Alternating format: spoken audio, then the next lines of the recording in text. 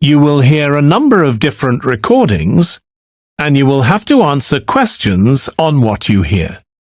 There will be time for you to read the instructions and questions, and you will have a chance to check your work. All the recordings will be played once only. The test is in 4 sections. At the end of the test, you will be given 10 minutes to transfer your answers to an answer sheet. Now turn to Section 1. Section 1. You will hear a conversation between a clerk and a tourist about a short trip. First, you have some time to look at questions 1 to 5.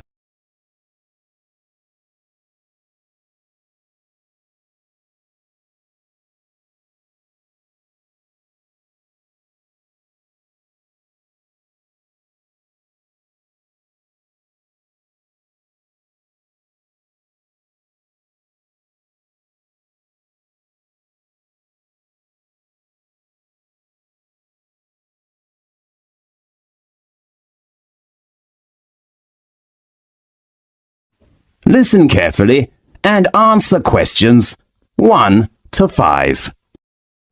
Good morning, Wonderful Travel Agency. How can I help you?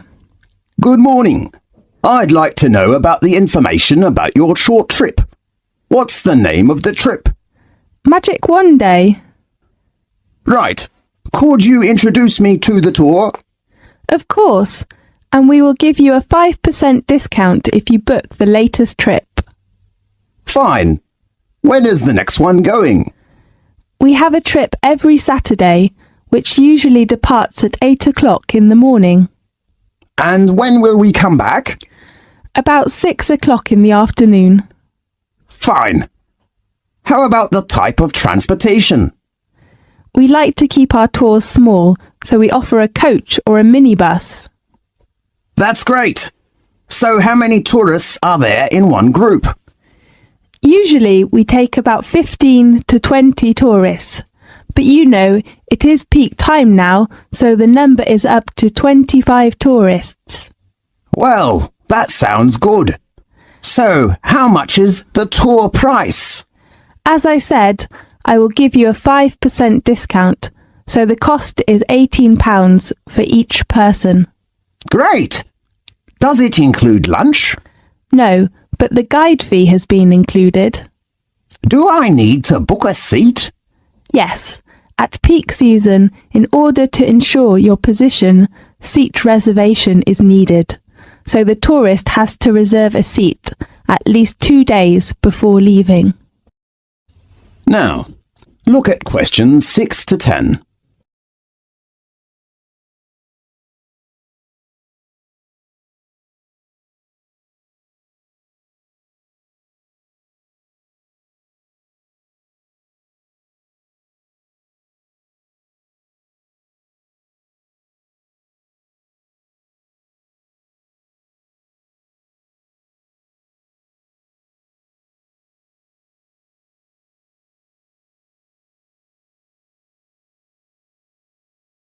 Now, listen to the tape and answer the questions 6 to 10.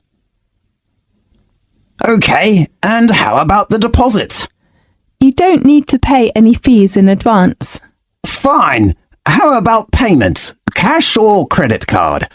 Because we collect money just before departing, the only payment we accept is cash. Fine. I see. That's okay. And let me confirm you with your customer reference number. Fine. That is FC864. Right, I'll write it down. How about other things do you want to know? Yes. I'd like to know what attractions we will visit during the tour. Well, let me check the time schedule. We will start at 8 o'clock and will arrive at Edinburgh about 10 o'clock. The first resort we will visit is Old Castles, the most famous Scottish castles. It is the home of the Scottish crown jewels, the oldest royal regalia in Britain. Well, may I take photos? Of course. I heard that the City Hall is a good place. Will we go there? The next tour does not include that place. Okay. And then we will go on to St. Giles's Cathedral, with 1,000 years of history. It is renowned for its stained glass, regal organ and beautiful thistle chapel. Great. Is it near to the zoo? Yes. After lunch you will visit Royal Palace. It is a good place to know about royal family's life, but it has a rule with no photo. Right. But you can pick some souvenirs in the local handicraft shops close to the palace. Great. And about 4 o'clock we will get to the Seabird Centre. Do you mean the aquarium? No, they are different places. Okay. Does it have an animal performance?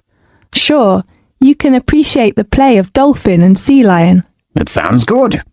About 6 o'clock we will return. If you need other information, please read our tour booklet. Fine. Thank you very much. You're welcome. Goodbye. Goodbye.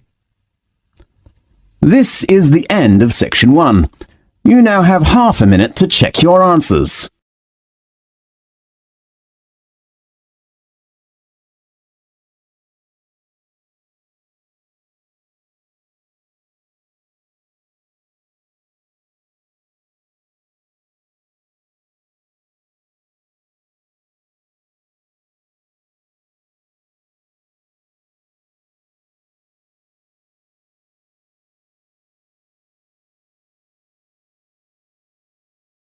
Now turn to Section 2.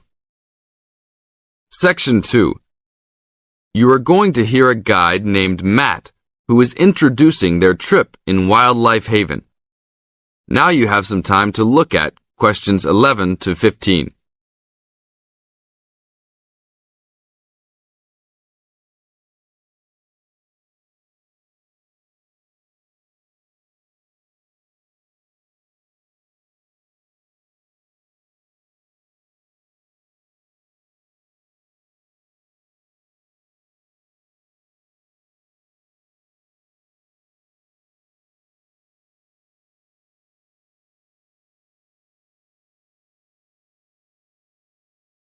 Now listen to the first part of the introduction carefully and answer questions 11 to 15. Well, good morning, everybody. My name's Matt, and I'm one of the 3 guides here at Wildlife Haven. Our job is to make sure that you all have a great time here with us and go home feeling happy and relaxed. As you can see, we're away from the city in a remote area between a national park and the sea. To encourage you to relax, there are no radios or TVs, and the only phones and newspapers are in the office. So, if peace and quiet is what you've come for, this is the place to be. From your cabin on the hill, you'll find you have the national park behind you, and you can look out from the sea from your front balcony. Your luggage will be unloaded from the bus and taken to your rooms in a few minutes. Once you have picked up your key at reception, please locate your room and check that all your luggage has arrived. The daily program here at Wildlife Haven is flexible and only as demanding as you want it to be. You should each have a brochure setting out the facilities and various walking tracks you can take. And on the bus, you are given a green sheet setting out a number of group tours in the coming week. If you want to join any tour, just write your name and room number on the relevant sheet along the wall here. Tomorrow, there is a beachcombers and rock hoppers tour exploring marine life in the rock pools along the beach. Or, if you'd prefer to go inland, there's a guided forest walk that takes you off the walking tracks. If you want to catch some lunch, you could join the beach fishing expedition. And at night, you'll see there is a moonlight forest walk that leaves each night at 7 p.m. So there is plenty to choose from at Wildlife Haven, and of course, that includes just sitting on your balcony watching the waves roll in. But I would recommend my favorite tour, the Waterfall Walk.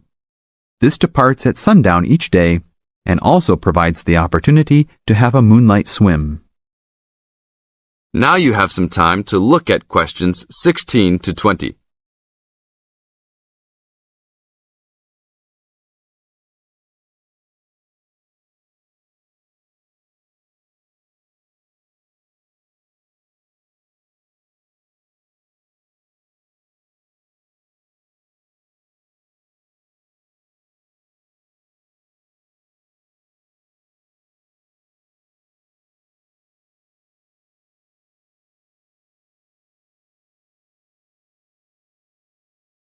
In the second part of the introduction, you are going to get some advice from Matt. Listen carefully and answer questions 16 to 20. You've chosen to visit us in January, which is one of our hotter months. And although you may be tempted to wear a minimum of clothing, you should always take precautions against injury, particularly in the national park. This includes sensible footwear. You'd be surprised how many of our guests ignore this advice and end up being sorry. And socks are a good idea too. And even though you might be under trees a lot of the time, it's a good idea to wear a hat in this hot climate. There's no need to be too concerned about walking in the national park, provided you use common sense. It's true that there are poisonous spiders in the park, but they are really more frightened of you than you are likely to be of them. I should also warn you against eating any wild berries. Some are edible, but you should avoid them all. We'll provide all the food you can eat. Well, that's about all for now. Dinner is from 6 to 8 p.m. in this building. This is the end of Section 2. You now have half a minute to check your answers.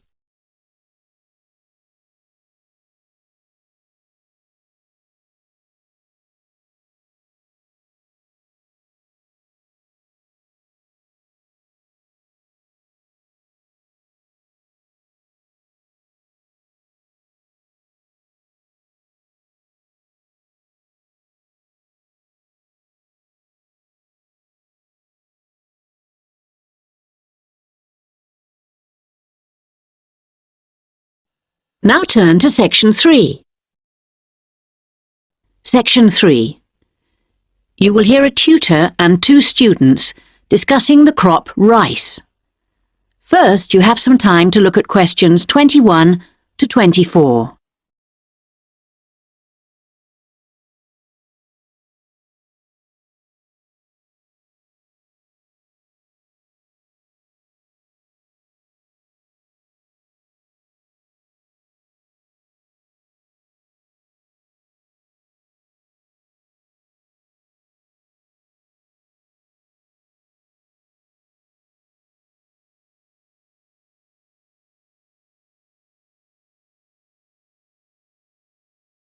Now listen carefully and answer questions 21 to 24.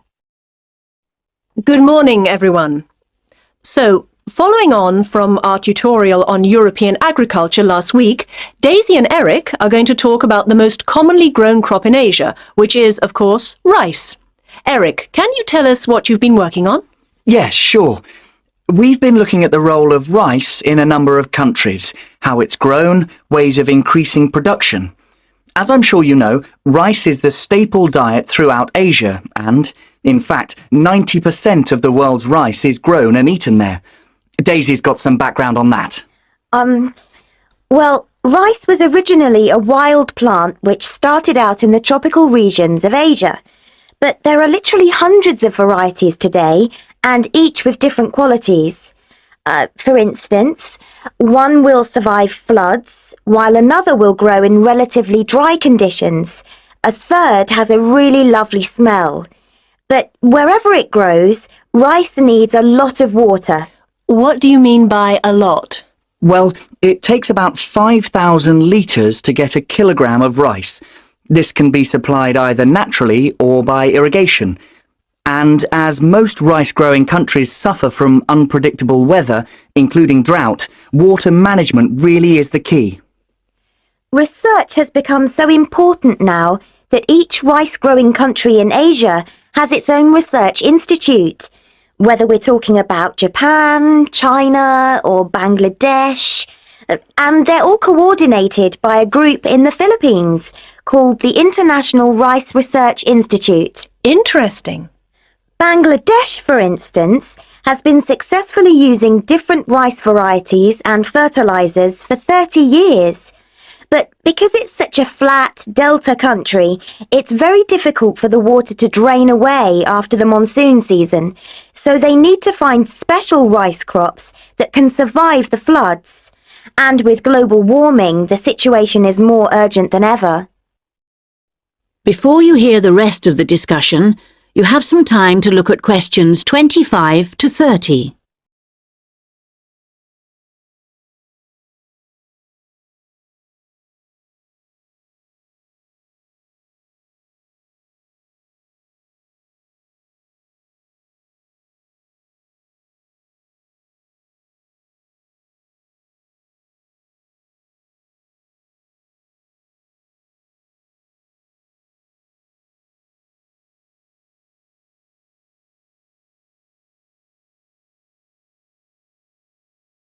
Now listen and answer questions 25 to 30.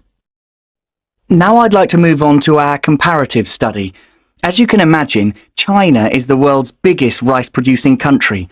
Collectively, the Chinese people probably eat more than 3 billion bowls of rice every day. Quite a statistic. And of course, rice plays an important cultural role too. We then compared China to Thailand.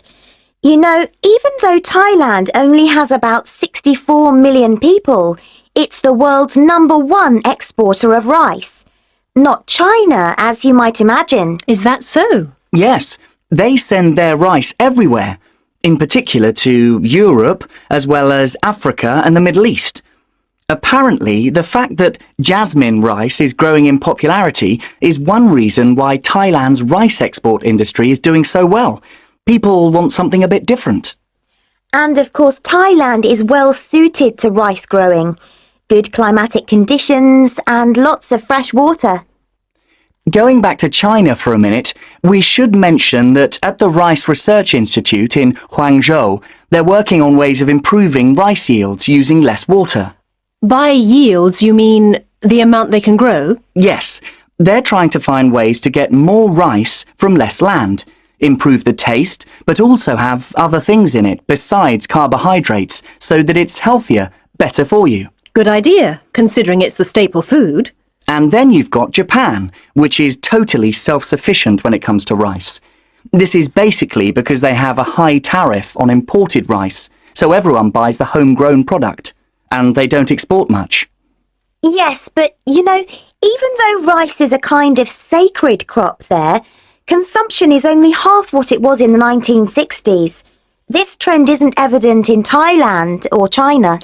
Interesting that you mentioned how rice is almost sacred in Japan, because I believe in Thailand it also plays an important cultural role. Absolutely. They have the royal ploughing ceremony every year, which the king always attends, and he actually scatters a new stock of seed to the farmers, who pour into Bangkok for the event. What about the global interest in organic farming? Is there such a thing as organically grown rice? Yes, indeed.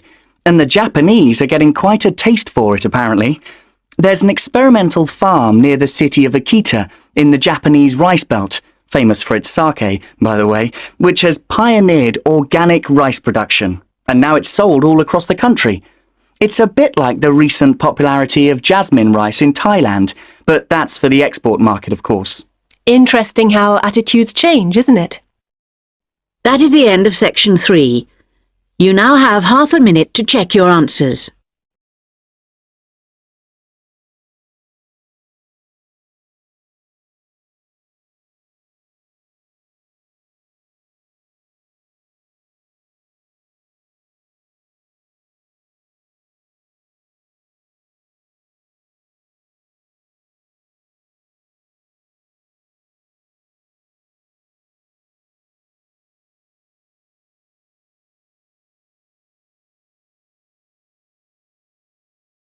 Now, turn to Section 4. Section 4. You will hear a lecture about an animal living in South America. First, you have some time to look at questions 31 to 40.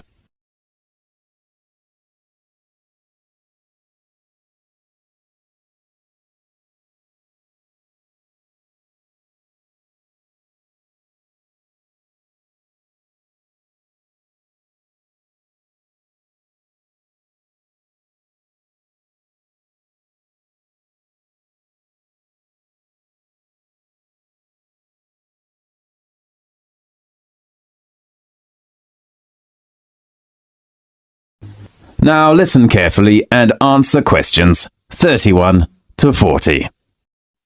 Welcome to Magic Animal Time. Today I'd like to give you an introduction to a magic animal called sloth.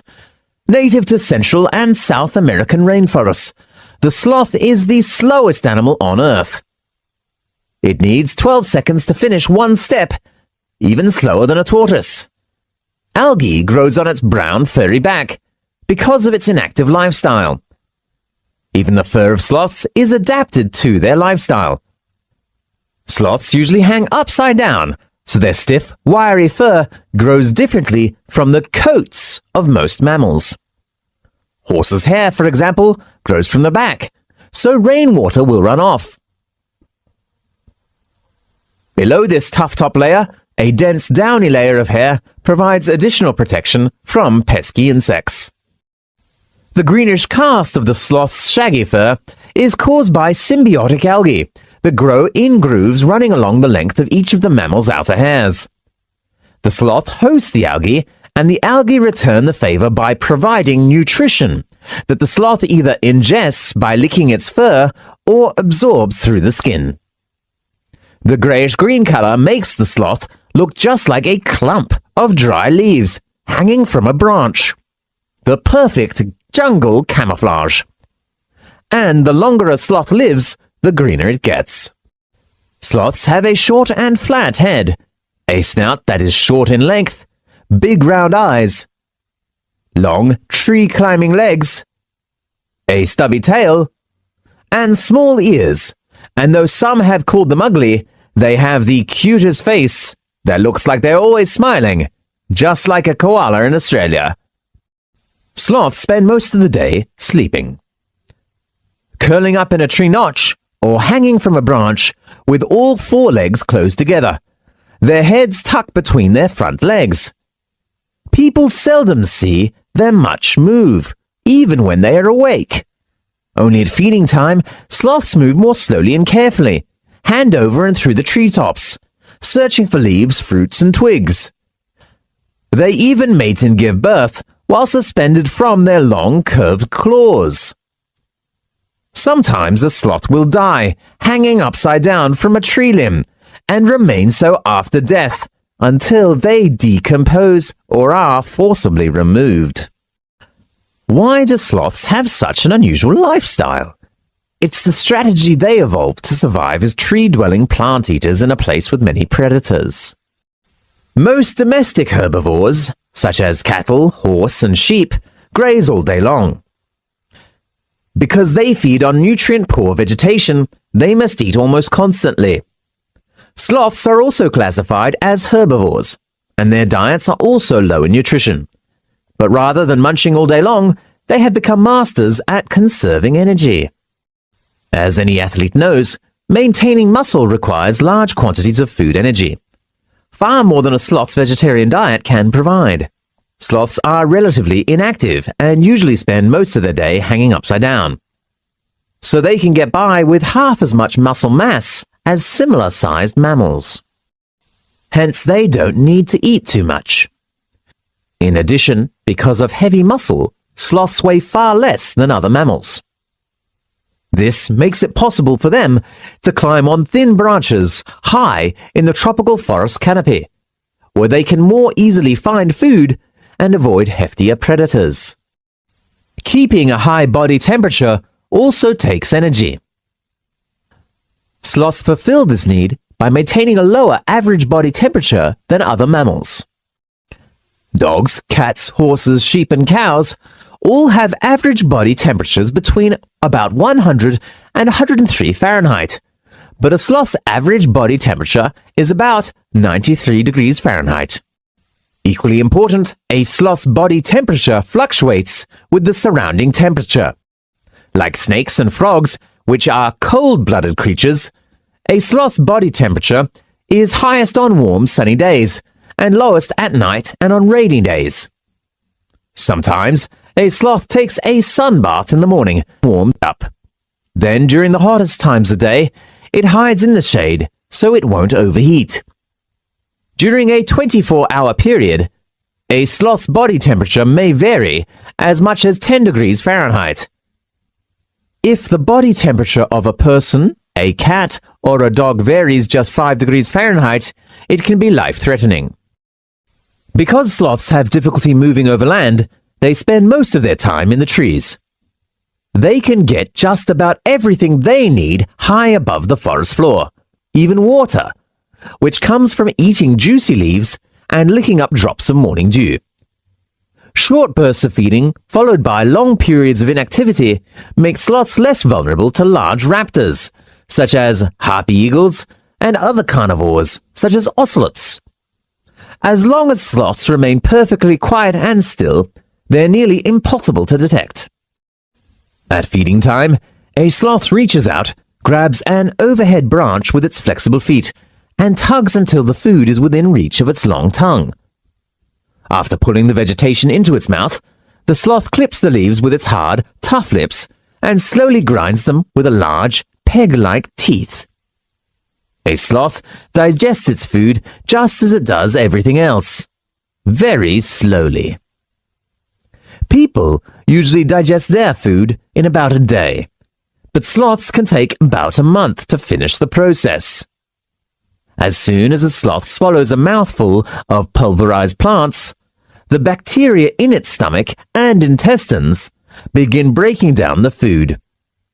It takes many hours for the bacteria to digest the tough plant material that makes up a sloth's diet. Only then can the sloth absorb the nutrients it needs to live and grow. So, do you have a new understanding about the slow but not lazy animal? Next week, we will talk about... This is the end of section 4. You now have half a minute to check your answers.